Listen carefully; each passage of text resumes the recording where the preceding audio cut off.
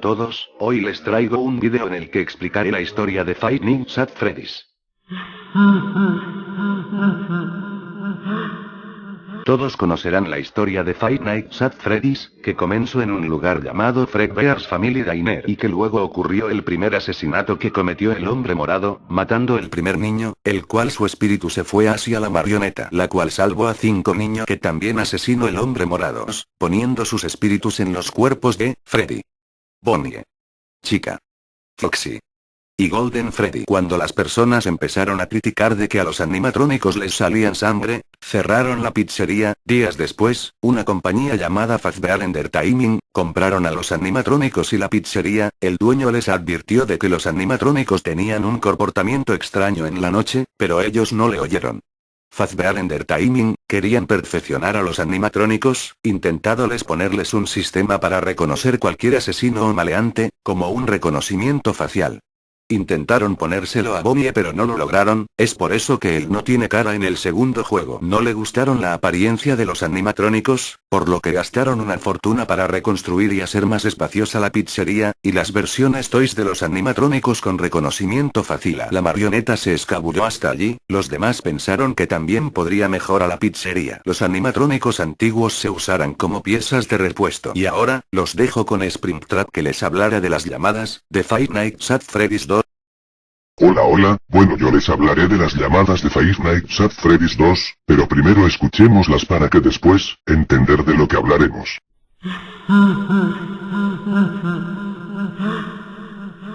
Hello and welcome to your new summer job at the new and improved Freddy Fazbear's Pizza. I'm here to talk you through some of the things you can expect to see during your first week here and to help you get started down this new and exciting career path. Now, I want you to forget anything you may have heard about the old location, you know.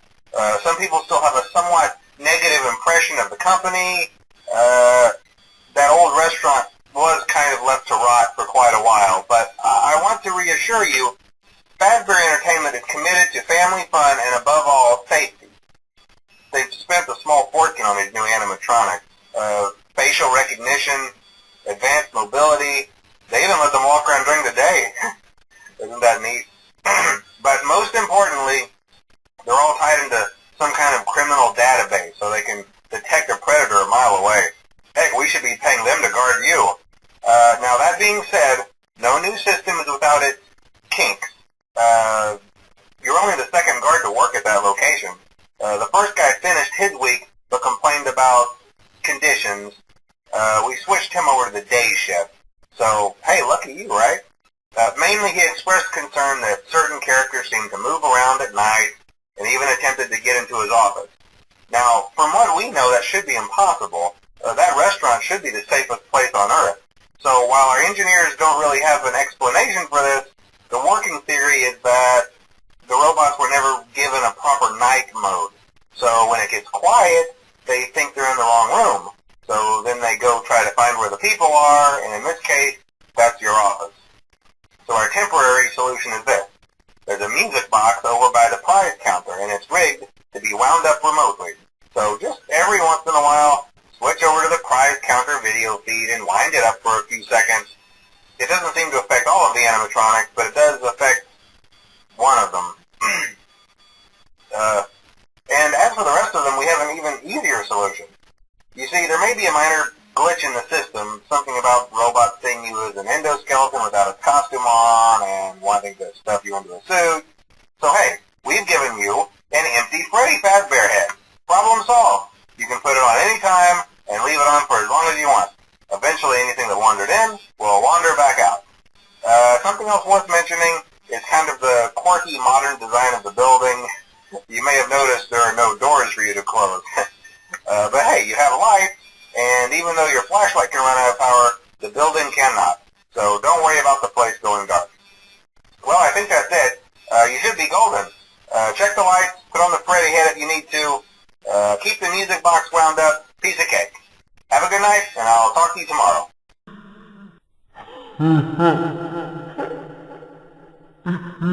Hello? See, I told you your first night wouldn't be a problem. You're a natural.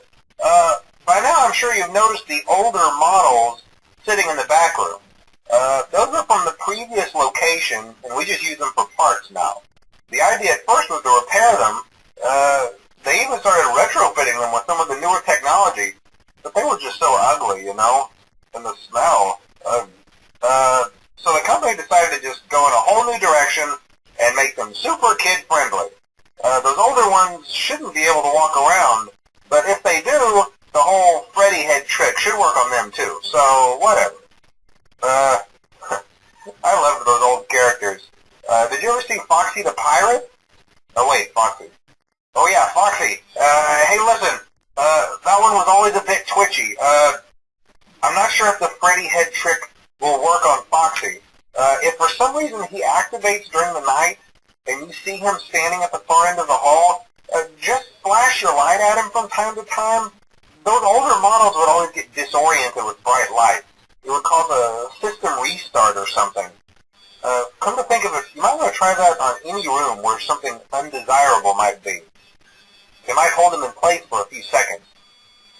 That glitch might have carried over to the newer models too. One more thing. Don't forget the music box. I'll be honest, I never liked that puppet thing. It's always thinking, and it can go anywhere. I don't think the Freddy mask will fool it, so just don't forget the music box. Anyway, I'm sure it won't be a problem. Have a good night, and I'll talk to you tomorrow.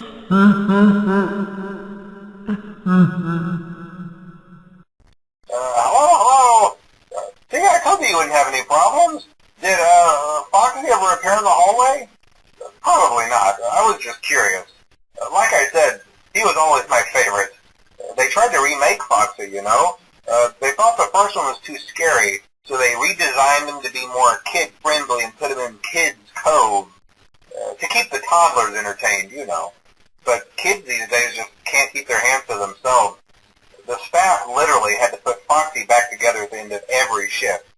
Eventually they just stopped trying and left him as some kind of take-apart, put-back-together attraction. Now he's just a mess of parts. I think the employees refer to him as just the mangle. Oh hey, before I go, I wanted to ease your mind about any rumors you might have heard lately. You know how these local stories come and go and seldom mean anything. I can personally assure you that whatever is going on out there, however tragic it may be, has nothing to do with our establishment. It's just all rumor and speculation, people trying to make a buck, you know. Our guard during the day has reported nothing unusual, and he's on watch from opening till close. Okay, well anyway, hang in there and I'll talk with you tomorrow.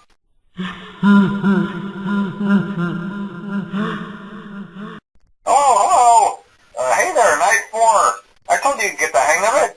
Okay, so just to update you, there's been somewhat of an investigation going on. We may end up having to close for a few days. I don't know. I want to emphasize, though, that it's really just a precaution. Fazbear Entertainment denies any wrongdoing. These things happen sometimes. It'll all get sorted out in a few days. Just keep an eye on things, and I'll keep you posted. Just as a side note, though, try to avoid eye contact with any of the animatronics tonight if you can. Someone may have tampered with their facial recognition systems. We're not sure. But the characters have been acting very unusual, almost aggressive toward the staff. They interact with the kids just fine, but when they encounter an adult, they just stare. Anyway, hang tight. It will all pass.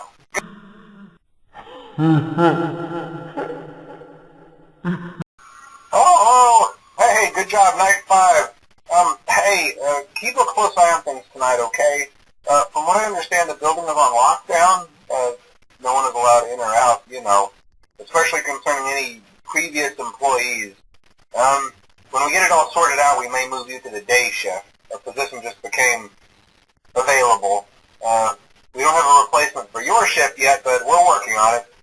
We're going to try to contact the original restaurant owner. I think the name of the place was Fredbear's Family Diner or something like that. It was closed for years, though. I doubt we'll be able to track anybody down. So just get through one more night. Hang in there. Good night.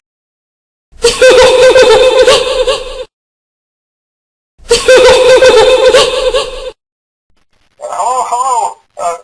What on earth are you doing there? Didn't you get the memo? someone used one of the suits. We had a spare in the back, a yellow one. Someone used it. Now none of them are acting right. Listen, just finish your shift. It's safer than trying to leave in the middle of the night. We have one more event scheduled for tomorrow, a birthday. You'll be on day shift. Wear your uniform. Stay close to the animatronics and make sure they don't hurt anyone, okay? For now, just make it through the night.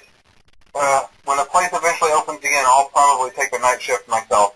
Okay, good night and good luck. Bueno, ya hemos visto todas las llamadas, ahora empecemos a tomar lo importante. El tipo del teléfono en la noche 1, solo explicaba la reapertura de la pizzería.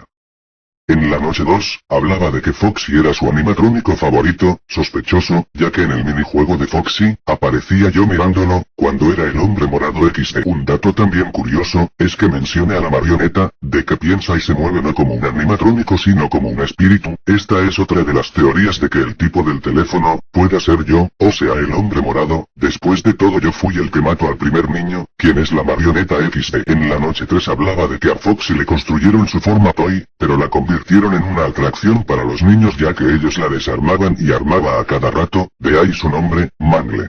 En la noche 4, habla de que tengas que tener cuidado de contacto visual con los animatrónicos, ya que quizá le hayan modificado su reconocimiento facial. La noche 5, la última noche entre comillas, te habla de que la pizzería la van a cerrar, y tratar de contactar con el dueño original de la pizzería. También te dice de que tengas mucho cuidado ya que los animatrónicos tienen su reconocimiento facial muy dañado, por lo que te costará pasar la noche. La noche 6, y una de las más difíciles, el tipo del teléfono está asustado, ya que el hombre morado, o sea yo, robe el traje de Golden Freddy, para seguir con los asesinatos. También es muy extraño, de que cuando mencionaran a Golden Freddy, él apareciera desde esa noche en adelante XD. También dice, que cambiaran a Jeremy al turno de día y que el tipo del teléfono tomara el turno nocturno, además de que dice que alguien modificó demasiado el reconocimiento facial, es por eso que esa noche no la pasarás con tanta facilidad, aunque tengas mucha debilidad. Adiós, los dejaré de nuevo con la marioneta. Gracias Springtrap. Bueno gente, eso es todo por hoy, luego subiré la parte 2, que estén bien.